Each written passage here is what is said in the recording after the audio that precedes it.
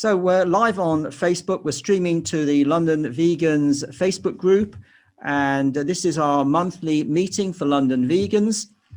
Thank you for joining us, whether you're joining us live via Zoom on our meeting. We currently have about 48 participants. Whether you were watching this a little bit later on via YouTube or watching the stream via the London Vegans Facebook group. It's my great pleasure to introduce our guest speaker for this evening, Jordi Casamitjana, I hope I pronounced that right, who was involved in a landmark legal case, I think it was beginning of last year, it feels like ages ago, but beginning of last year, on ethical veganism. Hopefully, Jordi's going to tell us a bit more about that. We talk about the issue of ethical veganism as a legally, I'm going to read it out, legally protected philosophical belief. So may I hand over to Jordi? Thank you. Thank you very much, Brian, and thank you everyone that came here to listen to it. I'm going to use a presentation now for about 30 minutes, and then we have questions after that. So hopefully many of the questions that you might have already might be answered with these 30 minutes. If not, we answer them afterwards. So I'm going to share my screen with the presentation. And hopefully everybody's seen the presentation. Ethical veganism as a protected philosophical belief. That's me in front of the magistrate's court. When all this story began, well, it began quite some time ago, but essentially in April 2018, I was fired by the organization I was working, an animal protection organization, the League Against Cruel Sports, after more than a year working for them. And as you can see in this slide,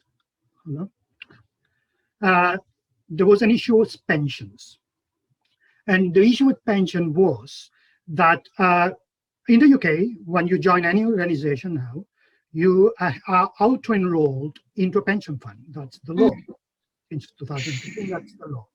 And then once that happens, after 3 months, you join in the pension fund, and that's it. As a vegan, every time that I'm involved in a transaction, an economical transaction, commercial transaction, or buy something, or I'm automatically involved in something, I always check that it is vegan friendly, because obviously I'm a vegan. I read the label. In this case, when I got this pension fund, I checked which were the companies that this pension fund was investing into. And I was shocked to discover that there were many companies that I would consider very unethical. Pharmaceutical companies that do tests on animals, tobacco companies, petrol companies.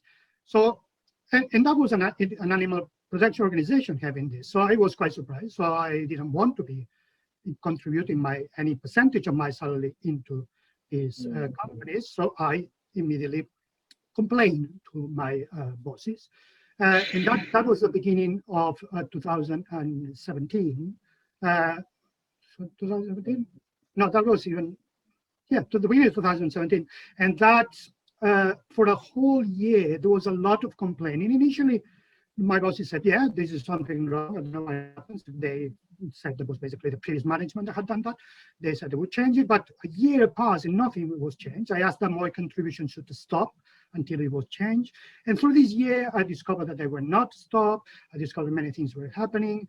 At one point, the acting CEO, because many senior manager had moved during that year, there was a lot of turnover. The acting CEO at the time said that they found an ethical fund, a fund with the word ethical on it, and they would replace the new one, the old one, the non-ethical one, with a new one in November, if nobody complained. And so by November, I assumed that the solution had been found and everything had been changed. But in 2018, in January, I realized that no, the change had not been made. None of my colleagues knew about this. They all thought that had been made, but none of them. And many were vegans like myself, so they were concerned too.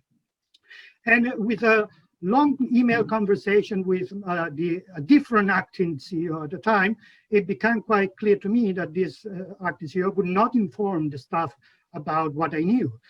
So I decided to inform them directly. I told them, look, You think that you are being changed to an ethical fund, but you haven't. You have to do it yourself. There are 9 ethical funds potentially that you could choose. I'm not going to tell you which one I've chosen, but these are the lists I found in this particular pension provider, and this is how you do it if you want to change it. And because I did this communication, I was fired. I was suspended first for a month, and then eventually was fired. I was disciplined, and in the disciplinary process, in the disciplinary hearing that was recorded, so there are notes to check, and in the disciplinary letter, which is what it told me that I was fired for gross misconduct with immediate effect, and they didn't give me any appeal hearing at all. So in all these letters and hearings, they mentioned my ethics. They said that my ethics clouded my judgment and things like that. So make me realize that the reason I was fired was because of my belief on ethical veganism. I'm an ethical vegan. I've been vegan for almost 20 years. And obviously they could have, if they felt that my communication was wrong somehow, they could have punished me in many other ways, but instead they fired me and they didn't even give me an appeal. So eventually, so it was quite obvious to me that was the ethical veganism, and that was the reason, because that they didn't want me to carry on working with them. So very soon I realized that that was wrong, so I would challenge this to the employment tribunal. So I developed what is called a claim against my former employer, and this is the summary, kind of a paraphrasing of the claim. Obviously, there were many pages, but essentially was this. In the time that was dismissed by an animal welfare charity after I blew the whistle that the pension fund was being invested in companies involved in animal testing. As a result of my protected disclosures, I suffered a series of detriments, including my dismissal, which I claimed was discriminatory on the grounds of my philosophical belief in ethical veganism. You can see here there are two things in yellow, or 3 things in yellow: blew the whistle and discriminatory. Because I used 2 different laws. I thought that there were 2 laws that my former employer had broken. One was the Equality Act, which deals with discrimination. In this case, I felt that the belief that I was the reason of discrimination was ethical veganism. But I also thought that they broke the law, the Employment Rights Act, that deals with whistleblowing, because you can not punish in any way anybody that whistleblow. Of course, they have a very specific definition what a whistleblower is, a lot of conditions, and I felt that it fulfilled, my case fulfilled those conditions. So I made a claim on 2 breaches, the breaches of the Employment Rights Act, so a whistleblowing case, and breaches on the discrimination for the Equality Act. So, but the Equality Act, which deals with religion, with other things, and beliefs, the Equality Act doesn't really specify which beliefs are protected. And yet every time there is a new belief that has to be tested in court, it needs to be confirmed by a judge that it fits the definition of philosophical belief in the Equality Act.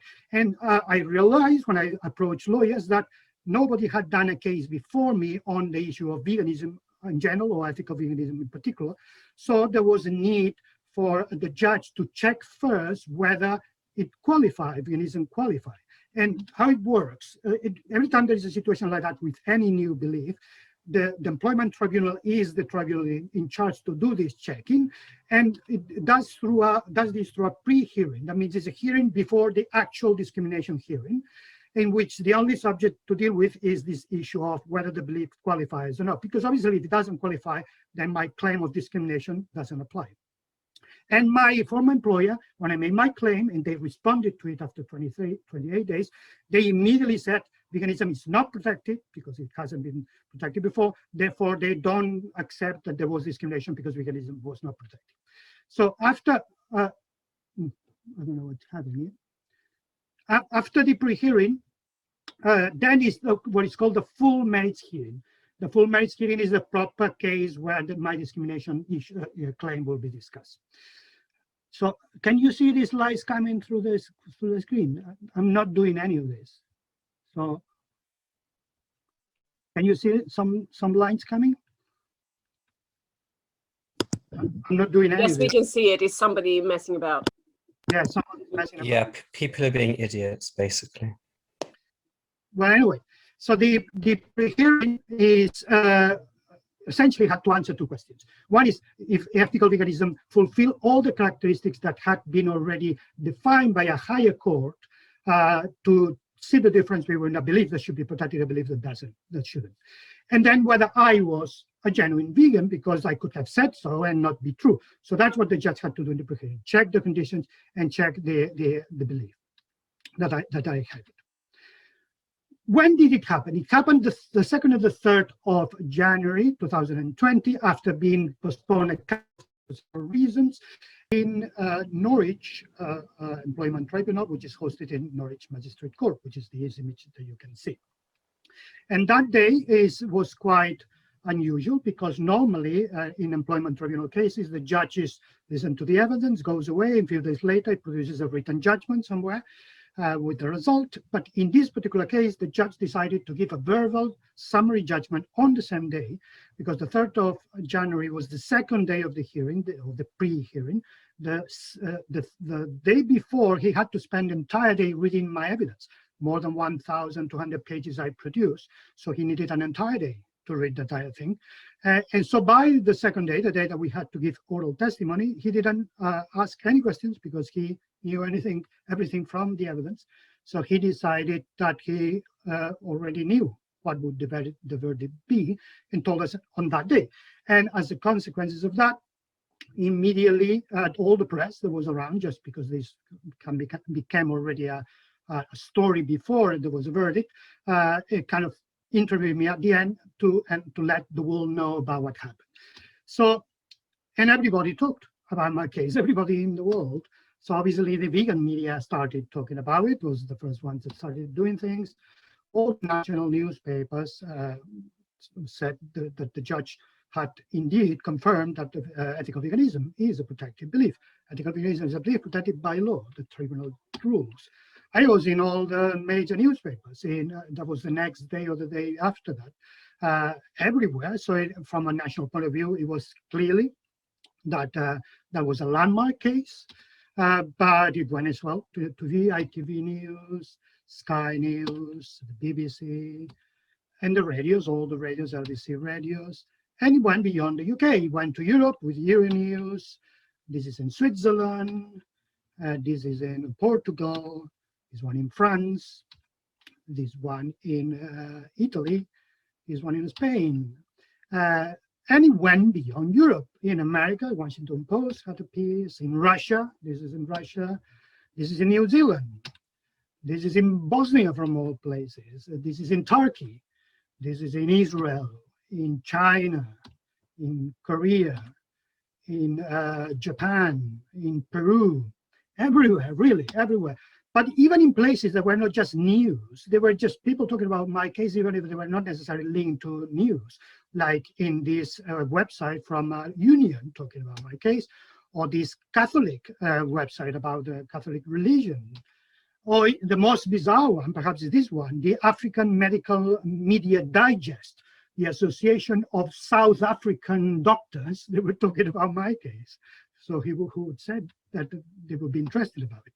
In total, last time I checked, there was 1,467 websites talking about it in more than 60 countries. I think last time I counted was 67 countries. So the news were really circulating everywhere, because nobody ever has done this before. There was no country or no jurisdiction that had declared veganism as a protected belief in any shape or form, or any type of veganism, ethical veganism or otherwise. Who did this? What was the legal team that did this, and any other involved? This is the legal team. On the right, you can see myself. The claimant is the person that puts the claim. In my side, we have Chris Milson, which was the barrister that was running the case. On his side was my solicitor, Peter Daly, who changed firms. Initially, it was from Byman's, and then in the middle of my litigation, changed firms. And rather than change lawyer, I decided to carry on with him. So my case started with Byman's and ended up with Slater and Gordon, which is where the firm he works now. And the other two people are witnesses from my side. Jeanette Rowley was from the Vegan Society in the International Vegan Rights Alliance as well, which now has been incorporated into the Vegan Society. And from Oxford University, Professor Jess McCahan, who also gave testimony. But none of them answered any questions, because the judge didn't need to. He had read the written witness statements the day before. Of course, there were many other vegans present there supporting me on the spot. but other vegans support me through the process because I didn't have the money to pay for the legal fees. And therefore I needed to crowdfund. I use this website, it's called cowjustice.com, and many people support me economically to carry on with the case. But I want to mention a particular person, Joe Heichman, this person here, who runs this anti-hunting organization called Hounds Off. He is a very close friend of mine, and he supported me a lot through the entire process. But he was particularly important because he had in the past been involved in some litigation, also successful employment tribunal litigation, in which you could say that were the precursor cases of my case. In his case, he's a vegan, he is a vegan gardener, he was fired in previous jobs he had, but he didn't claim veganism, he claimed his belief in the sanctity of life and his anti-hunting belief. And he was successful. So there was something similar to veganism, but not quite, that had been successful before. So that's why I approached him. He was the first person I approached when I started to consider take legal action, to get advice from him. And he gave me a lot of advice, and I carry on with his advice. And actually the firm he used, Bymont, was the same firm I used initially. And the Vegan Society also helped me a lot. In the pre-hearing, I didn't reach the amount of money I needed to pay my lawyers for the pre-hearing. Basically, crowdfunding works that you get the money and the money goes straight to the lawyers, then they use it for whatever they're going to use it. So people were giving money and they were using it. By the time we reached to the pre-hearing, I didn't have enough to pay my barrister and my lawyer to go to court, but the Vegan Society came to support me economically for that. Not for the full merits hearing, not for the discrimination case later, but just for the pre-hearing to determine whether veganism was a protected belief. And these are my crowdfunding pages. I had to have two because since my lawyer changed firms, I had to create a new one for the new firm. The one on the top is the first one I had, the one at the bottom, the last one. So you can see in total about £15,000 raised through this website, but there were people that were giving donations directly to my lawyers, so they would not be reflected in this number here. So which are the laws that we're talking about here? So we're talking about the Equality Act, but the Equality Act doesn't come out of context. Obviously, there is a Universal Declaration of Human Rights at international level, which led in Europe to the creation of the European Convention of Human Rights, which made the states, countries to create legislation that were related to human rights. I could have used these laws if there was nothing else. In the UK, the Human Rights Act 1998 is the law that was the national law that expresses the same ideas of the European Convention of Human Rights. But in the UK, we also have the Equality Act that deals with discrimination specifically. Since we have this Equality Act, that's the one I use. Other cases might have used the Human Rights Act. And the Equality Act is anti-discrimination legislation. Basically, it says there is a series of protected characteristics and you cannot be discriminated in any way if you have one of them. And it lists them all, the 9: age, disability, gender, reassignment, marriage and civil partnership, pregnancy and maternity, race, religion or belief, sex, and sexual orientation. You can see religion or belief is one of them, in which indicates there's two things: religion or belief. What is a belief in the context of this law? By the way, I'm not a lawyer, so you just you have to interpret my opinion on this just from a lay point of view. Belief is a conviction. It's just to be sure that you know something. It's the same thing than saying I'm convinced. Doesn't matter how you're convinced, but you're certain that something is true or that something did exist. That's what a belief is. A philosophical belief is certain because of either logic or the analysis of the evidence around you, or intellectual speculation or ethical considerations, which is different than a religious belief that would be based either in scriptures or following a particular leader's opinion or in faith, things like that. So there's a distinction between philosophical belief and religious belief. The Equality Act says, it says that the belief means a belief, and also a lack of belief, so an atheist will be covered, but belief means any religious or philosophical belief, and therefore that's the first time that the law uses this term, philosophical belief, which essentially means a non-religious belief. So it should be interpreted as a non-religious belief. And what the judge had to do in the pre-hearing is basically check whether this belief fulfills a series of characteristics that had been already set up in a previous case, this Granger's PLC in 2010, that the tribunal above the employment tribunal, which is called Employment Appeals Tribunal, is the one that set up those conditions. So now all the employment tribunals have to use them if they have to check if a new belief should be protected. And here they are. The first one is be a genuinely held belief. Second, be a belief and not an opinion or viewpoint based on the present states of information available. So it's something that you believe, not something that you won't believe tomorrow because you haven't read enough or things change. It should be a belief as to weighty and substantial aspect of human life and behavior. It cannot be just something trivial or something that only affects a tiny part of your behavior or your life. It has to affect a substantial part of it. The fourth is attain a certain level of cogency, seriousness, cohesion, and importance. And this is one of the important ones, because it basically tells you that not all belief qualifies. It has to be a serious thing, it has to make sense, it has to be a cogency and cohesion, and it has to be important. So many beliefs would fail this one.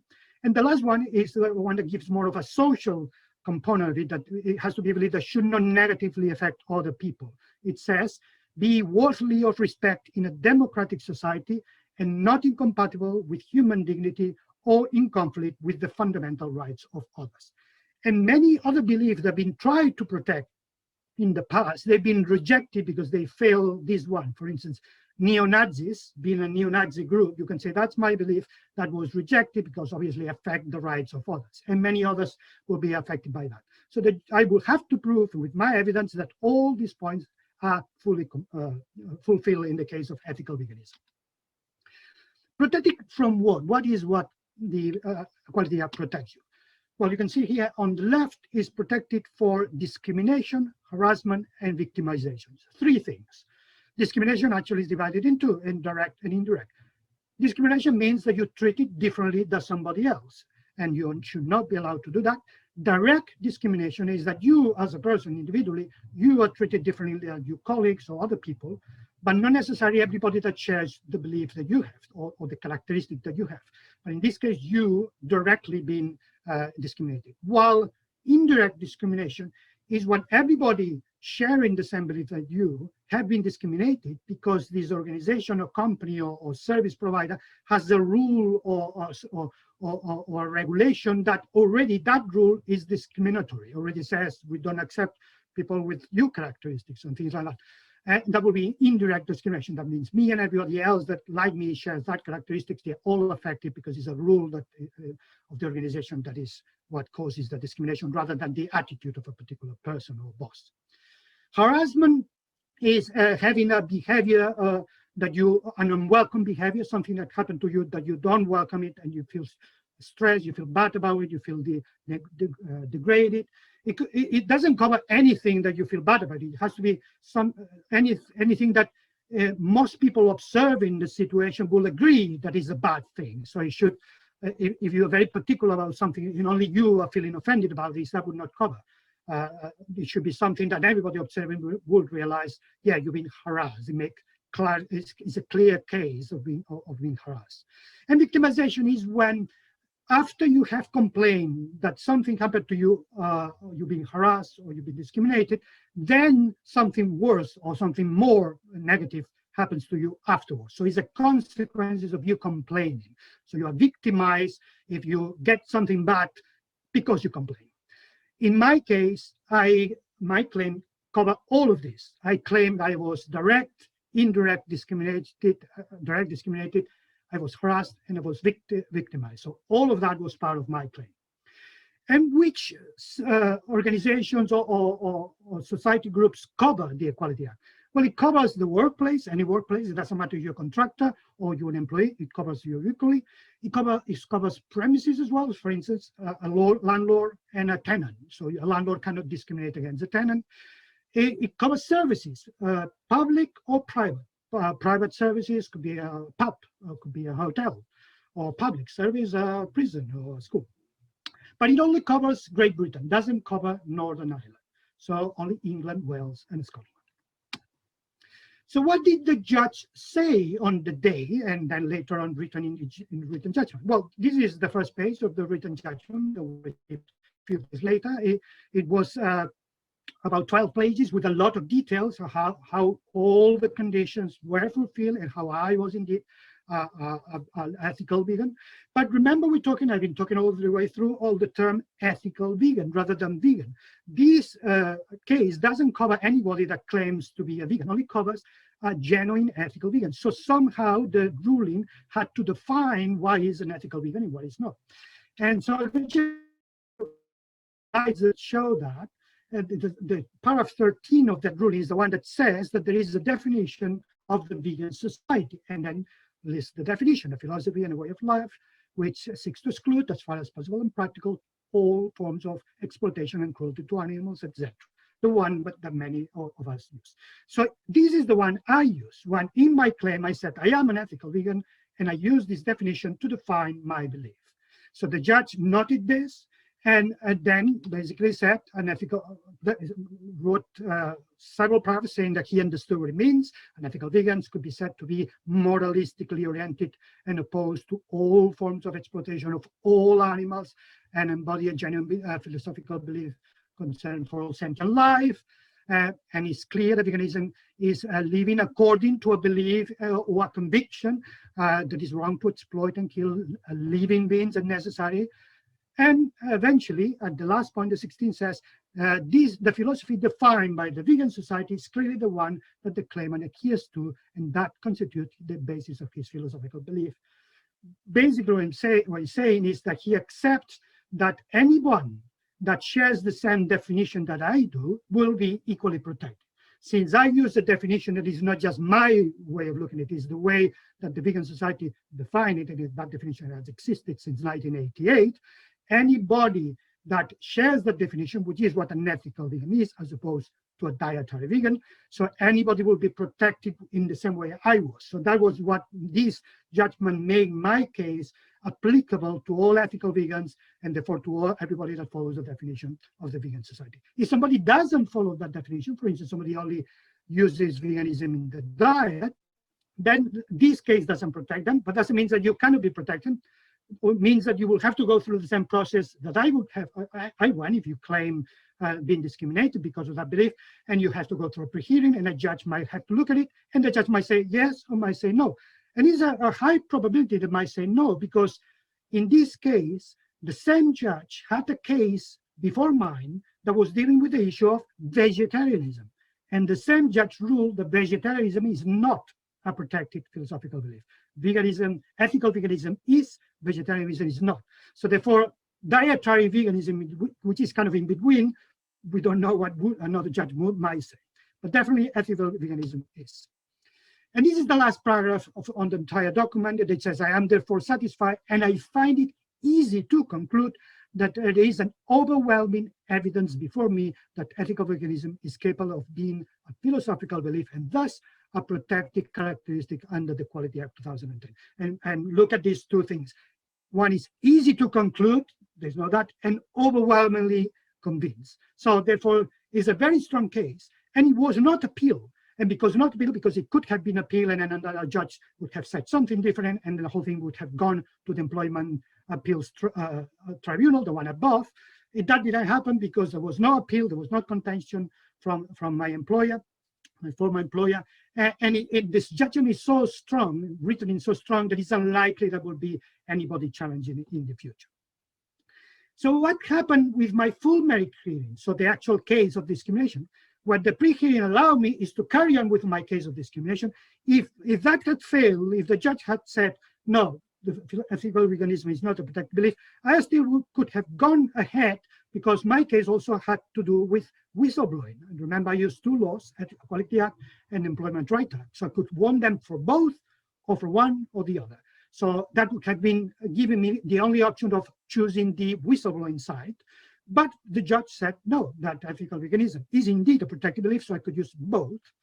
But what I did is when I started the 10 days trial, that was a 10 days trial at the end of February, the beginning of March 2020, my team decided to drop the whistleblowing case, because our discrimination case was so strong that we thought that we could easily win it that way and make it easy for the judge to rule if it was simplified. So we dropped the whistleblowing claim during the first day, and we concentrated in the discrimination case. In fact, we added a new victimization case in the change. And what happened? Well, after the 5th day, in the middle of this 10 days trial, we settled. Both sides settled in my favor. Essentially, I was winning every day, getting better, more evidence. There was a lot of press going on. So the other side decided that they didn't want to carry on with the case. So we settled. I was given the compensation I asked. They wrote a statement saying I had done nothing wrong about my communications with my colleagues on pensions, and they were indeed motivated ethical veganism, and that was the end of the litigation. But it was a good thing because my case was two achievements. One was to make it clear that ethical veganism is a protected philosophical belief, and therefore all ethical vegans are protected under the Quality Act. That was one achievement. But also it was the first case where that protection was applied in an employment tribunal case and be successful. Therefore, it shows that the protection is real because that protection, it was applied in my case and it was in my favor. So what is happening now as a consequence of this? Many things have happened. The Vegan Society produced this document that is a very useful document to give to employers to tell them what they need to do now to be sure they're not discriminating any of the vegan employees, because if they do discriminate now, there's a chance they might lose in court.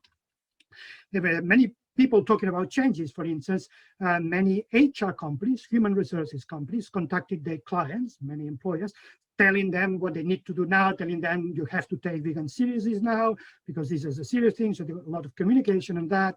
Even the data wall, they started to look, well, we need to perhaps put veganism as one of these personal data that needs to be protected because that's quite serious. Even the Scottish Masons, they've been Masons for many thousand years, they started to change some of the rituals to make it possible to be vegan and be a Mason, because some of them include leather, and then they decided to change these objects and make them non-leather. There was the pension industry. Pension industry started to realize, oh, perhaps we need to be careful about the companies that we use and create more vegan-friendly pension funds. Some of the schools, they started to more easily give vegan meals to their pupils. Before it was a lot of a struggle and it was a matter of luck, whether you were lucky with the school or not. It became easier. Even the fire brigade, that now automatically, if you're a vegan firefighter, you get the PPE, the equipment already vegan friendly, no longer leather. So before it was a struggle. So all these things were already happening. And in my particular case, I wrote a book. I wrote a book called Ethical Vegan, A Personal and Political Journey to Change the World. To tell this story is basically a combination of 3 stories: the story of my life, how I became a vegan, the story of veganism as a whole, and how through millennia this concept had been developed through geographies and places, and then the story of my case in detail. So if you want to know more about my case, you can get the book that is available in all bookshops at the moment already. And it's published by September Publishing. And I was lucky because immediately after my case, the pandemic started, the lockdown started, and because of the lockdown, I could write a book in 4 months. Otherwise, it would have taken years to write. And it was published in December. And this is essentially it. So thank you very much. I'm very happy to answer any questions that anybody can have. Thank you, Jordi. Do you want to, you want to just stop sharing the screen just for a moment?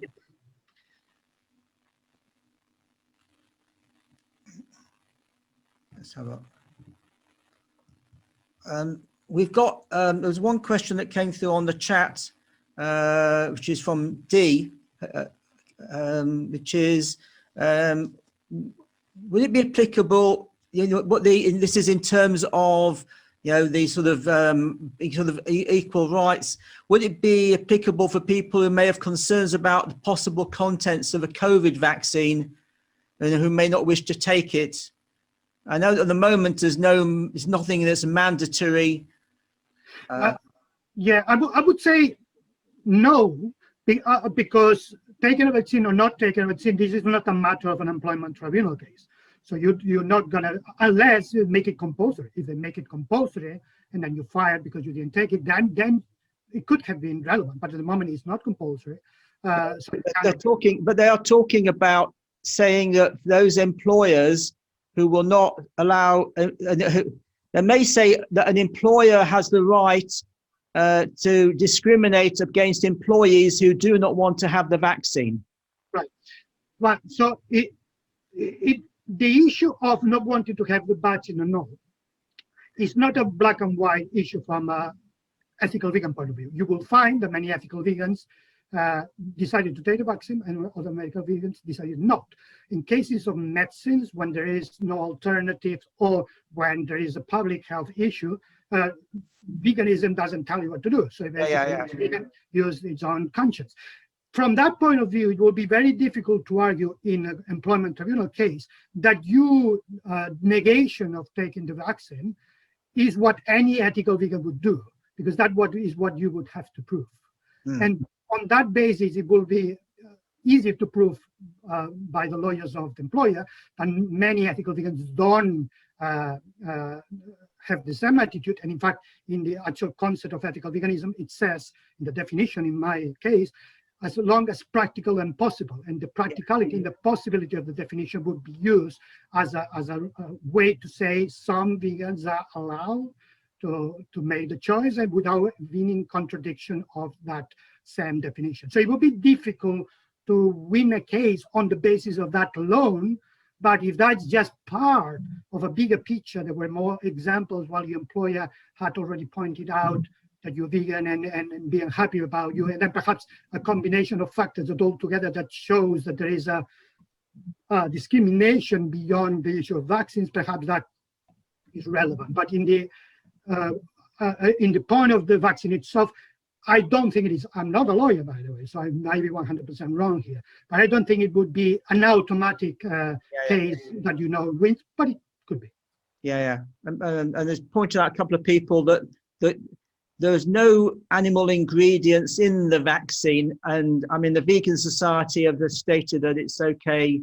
So I think it's not as clear cut as in your situation, your employment situation. Yeah, and also considering what you said, the lawyers of the other side would be able to use the Vegan Society website and what they're saying to prove that the attitude that you have as an employee was not representative of all vegans, and therefore reliable. Okay. We've got a question from this is actually on the Facebook group. Some people went over and watching on Facebook. Do you see the prospect of a central community with ethical veganism? In a similar sense that Anglicans have got the Church of England, there should be an overarching organization for ethical veganism too. Not religious though, of course. It says, with your status and people you know, would that be an idea you would consider working on, perhaps working with the Vegan Society? I don't think I would consider it in the way it's being expressed, because ethical veganism is veganism, is the definition of the Vegan Society. Those that have a vegan diet and they declare themselves as vegan, that's up to them to declare themselves as vegan. But if you only use part of a definition, you're part of the concept. Therefore, there is already an organization called the Vegan Society that represents ethical vegans. That organization is open to people beyond ethical veganism. So if you're a dietary vegan, you can also join the society and vote. So, but the definition is not being changed to make it only for all vegans, no matter how they define themselves. So the society already exists, the organization already exists.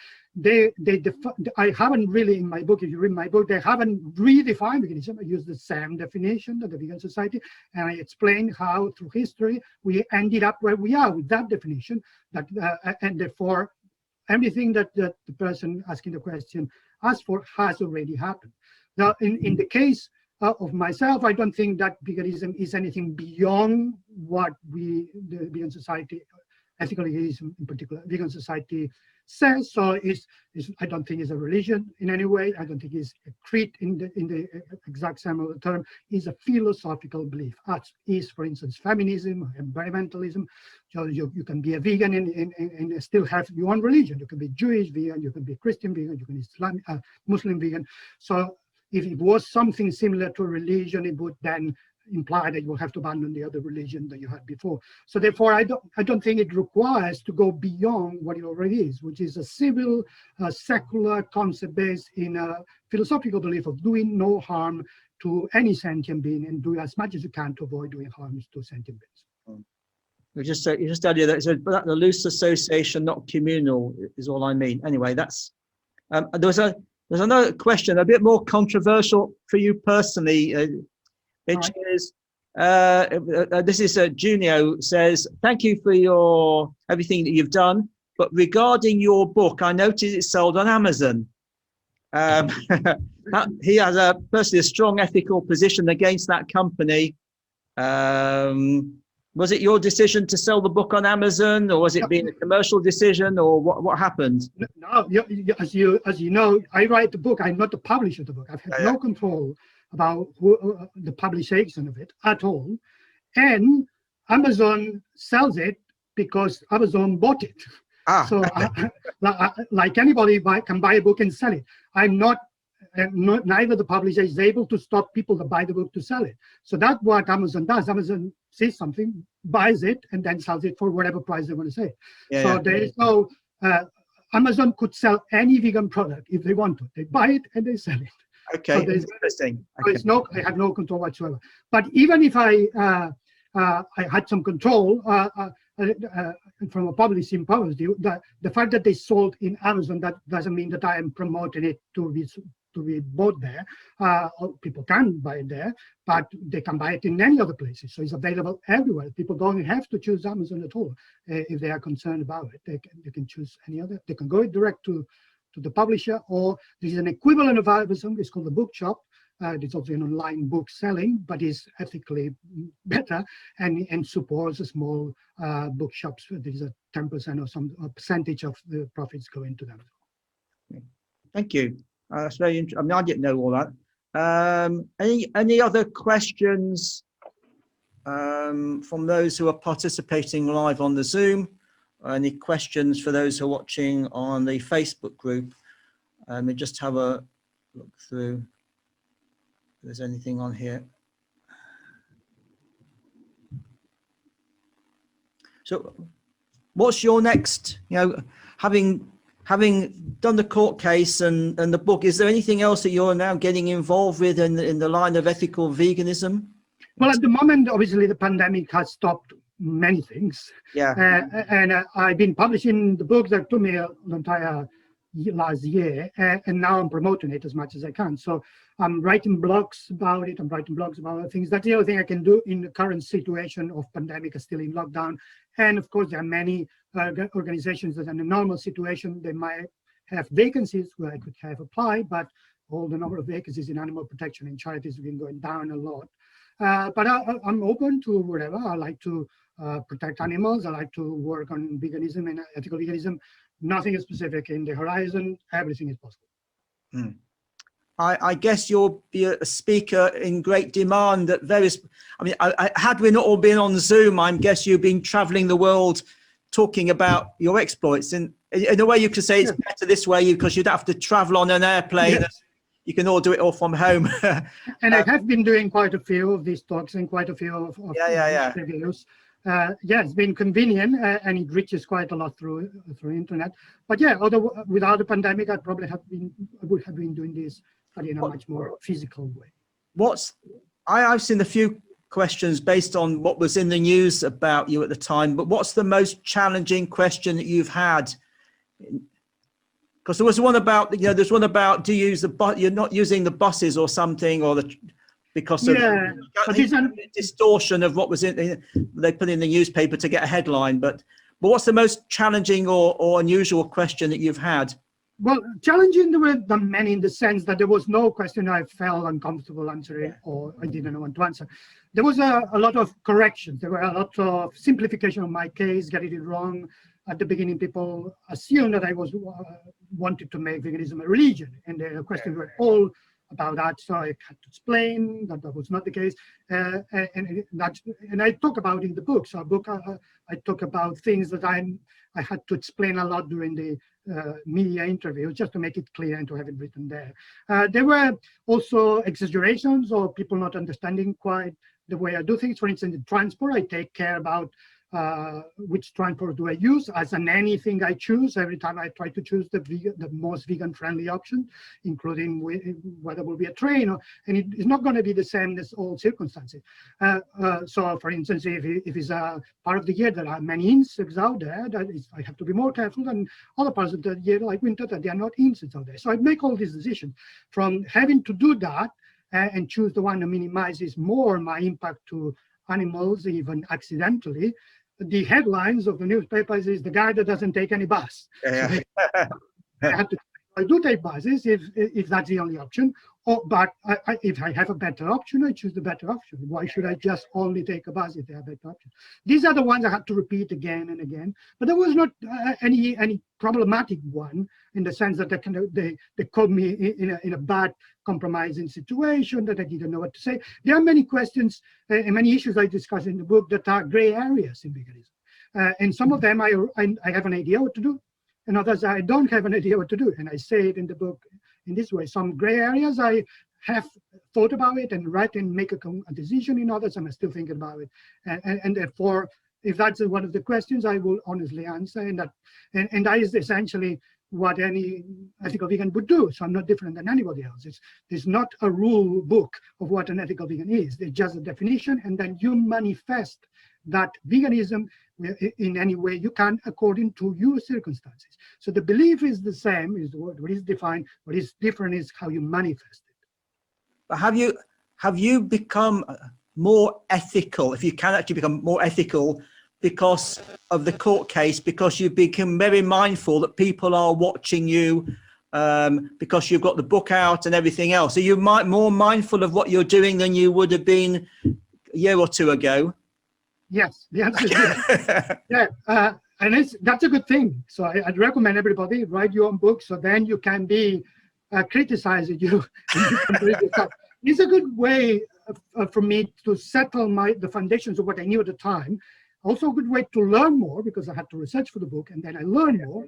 Then I did research, sometimes history was quite interesting, but sometimes in products. So, for instance, many electrical products, people have been discussing whether the electrical computer is more for vegans or not.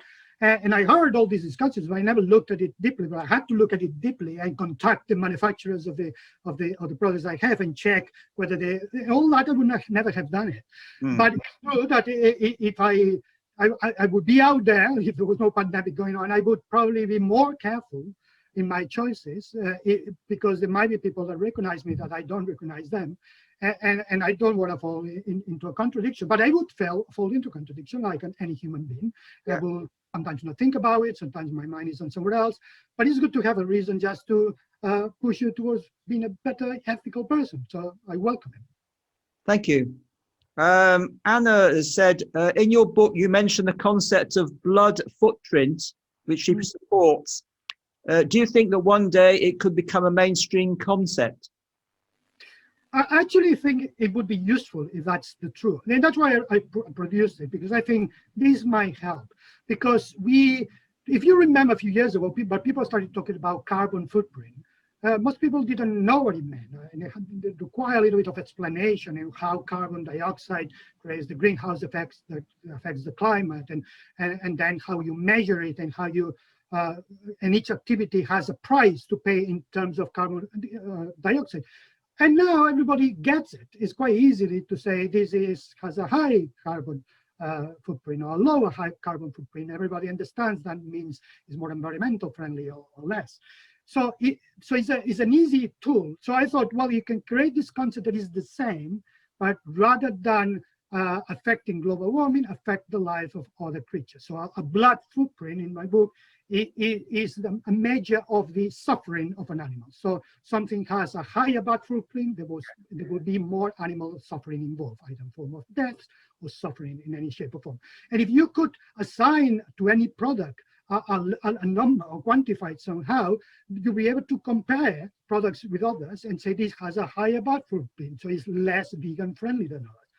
For vegans, it will be easier because it will be an easy way for us to measure if you have several options, which one is the best for you, because there might be 3 options that are all not vegan friendly 100%, but one is better than other, and how you measure that might measure this.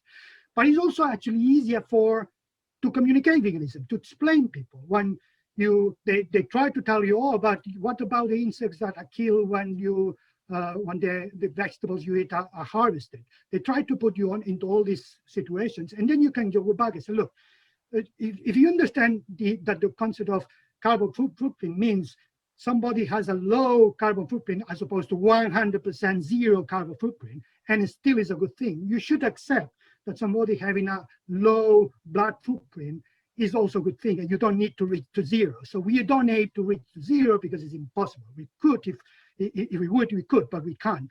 What we only can do is reduce it as much as possible. And that might be easier for people to understand because they might think about carbon footprint and relate it to it. So. We'll make this, I think, the last question. And I think I'm just not exactly the same words that Sarah's asked this. Do you think there's anything you've begun to have ethical veganism recognized more widely as a protective belief? In other words, beyond the workplace, is there something in place that will help? For example, it could be that someone moves into a flat and in the flat there's some products that aren't suitable for that person because they're not vegan, or they have to share a fridge with somebody that's got meat there, that sort of thing. Do you think there's something beyond where you are? All that is already covered with my case. Okay. My case covers not just work, as I mentioned in one of the slides. It covers services, private or public, and also a landlord tenant relationships, also property. So anything had to do with any services provided, anything that you have to buy, anything that you have a relationship with somebody that hires you and your house, hires your land, or things like that, anything had to do with work, wherever you're an employee or wherever you are a contractor, all that is covered by the Equality Act. And now all that, if there is a discrimination in terms of veganism, would be covered already. But the only thing that is not covered is anything beyond Great Britain. So my case covers Great Britain, but covers all that. But my hope is that other countries will start doing the same, finding which are the equality laws or equivalent, the equality protections, whether they can do the same thing because they have similar terms like philosophical belief. And if they don't, sometimes many legislation doesn't have that term, only have religion and not philosophical belief. That would make it more difficult.